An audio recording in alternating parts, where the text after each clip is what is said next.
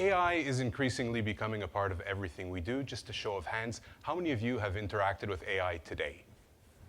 Okay, so for those of you who are listening in, someone still has their hand up, but about 100% of the audience had their hand up.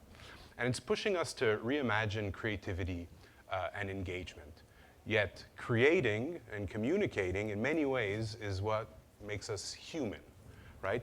So that balance, leveraging technology while keeping the human spark alive, is something that we're still figuring out. As AI takes over more and more of the predictable work, creativity becomes probably more important than ever to learn how to do. Creativity is like a language. You have to learn it, and you learn it through practice.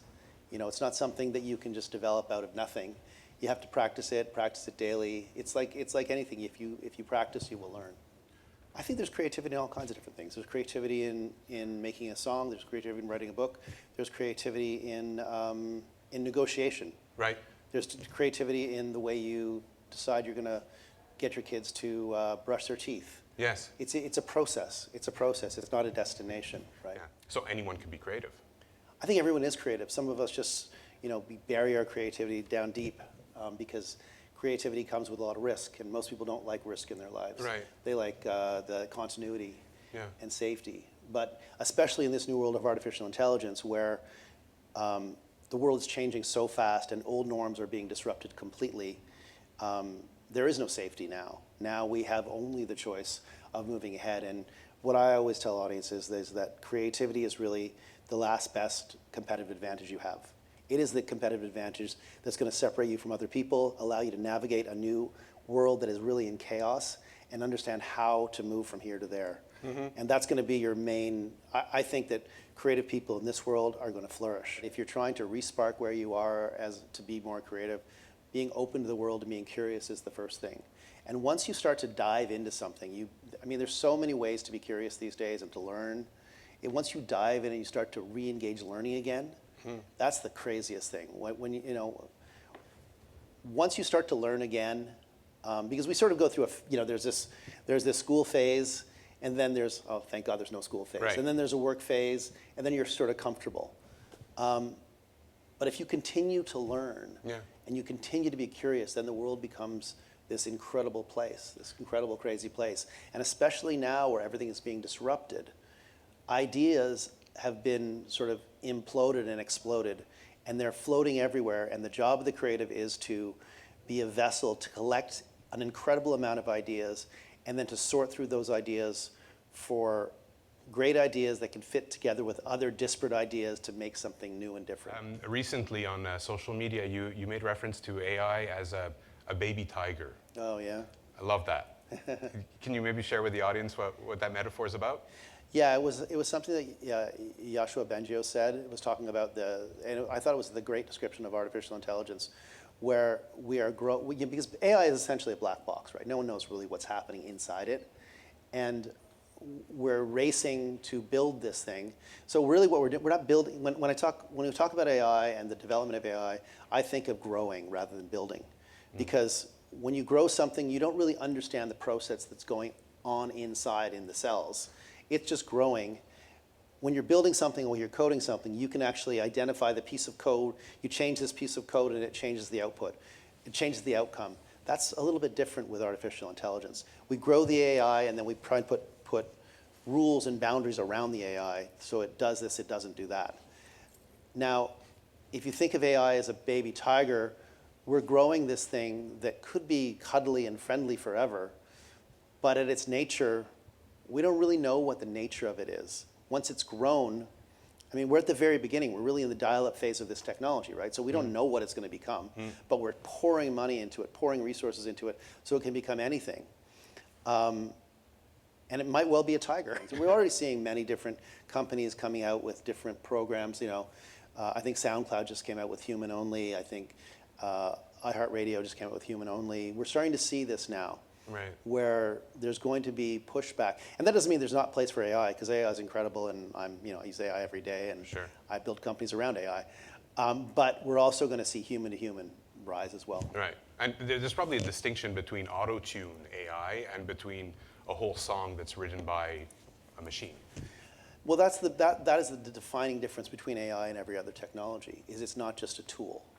When a program can complete the task from beginning to end with no human in the loop, that's no longer a tool, that's the complete task. And that goes from everything to building a presentation, agentic agents that can do this and that, all kinds of different things. So there is a difference between an auto-tune and an end-to-end music maker. Right. So is it pointless to learn the guitar, to learn the piano, if you can just kind of get an AI to make you a track? It's so fun. It's fun.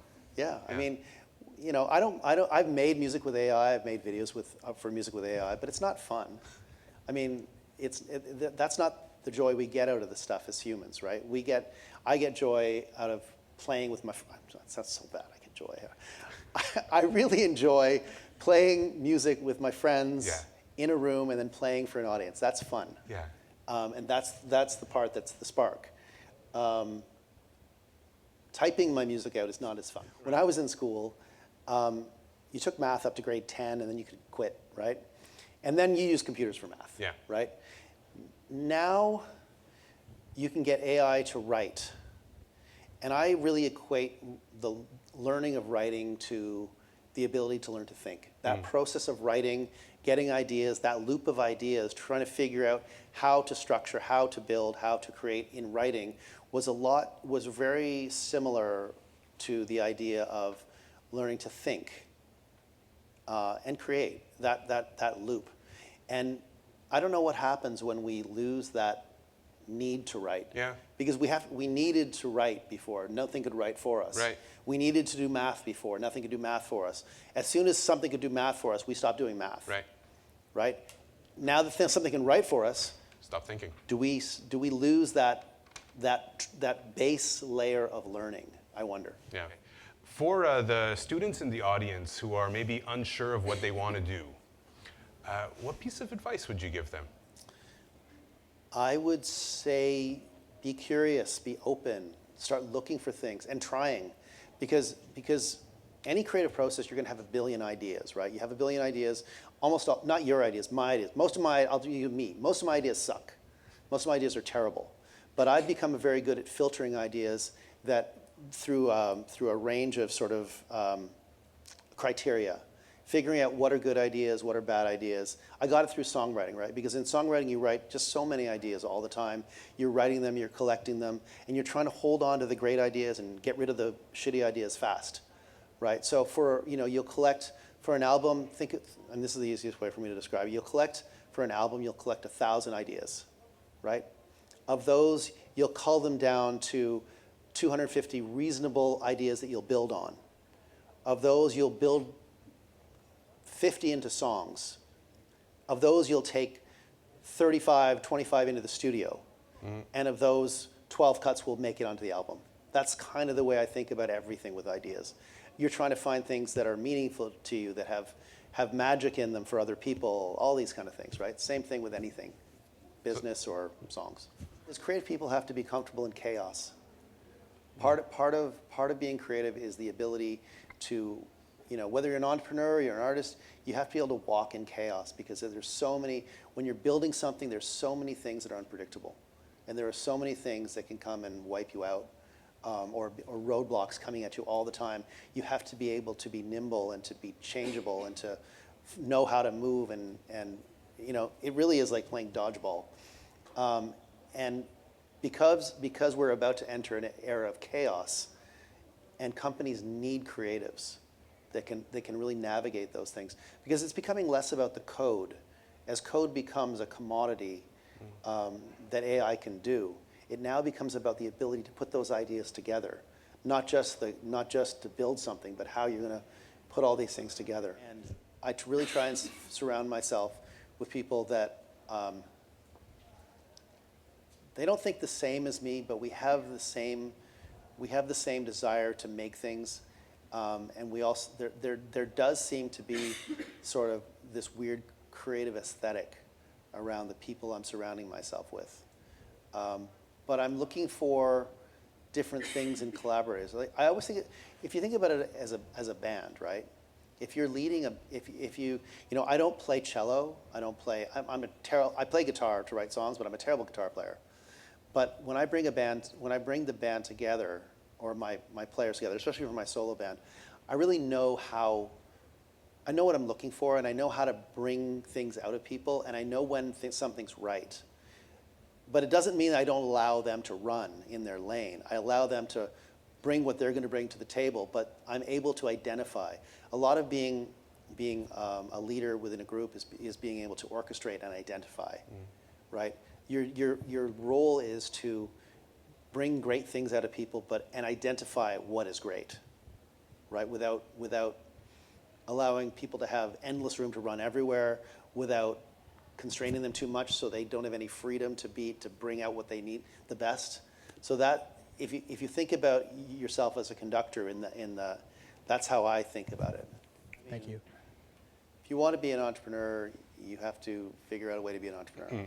That's all I can tell you. Like, you gotta, it's not easy, and you gotta, at the beginning, you gotta figure out how to do it, you know? It's just like when we started with the band, we borrowed $5,000, got an old van, and went out on the road with nothing. And we slept on people's floors, and you grind it out for years before it works. And with the nice thing I mean, I will say this about, if you go on to Lovable, get a $25 a month account and code away, you know? You need to figure out what you're interested in and build on it. What I would say is that you need to figure out what you're doing and stick to it for a while.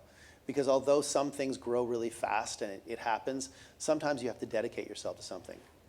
You have to dedicate yourself to something to make it amazing and to become amazing at it. So, you know, that's always the balance, right? Am I on this too long, too short? That's always the thing. You know, this fail fast thing, actually, I think it's real. If you can figure out what's working and what's not working, and what you're passionate about, what you're not passionate about, those are important things. But the reality is that it's tough.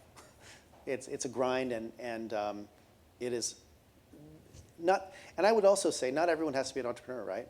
Like, some people want to be entrepreneurs, and some people don't. The life of an entrepreneur is really chaotic and unstable, and there's a lot of sleepless nights and terror involved, and all these kind of things. Not only when you're starting out, when you're running a company and you've got to make payroll for all your people and all these things, it never stops. But it's kind of incredible too. So, Sure. Yeah. I think that you should go to school because it's fun. Yeah. School's I agree. fun, man.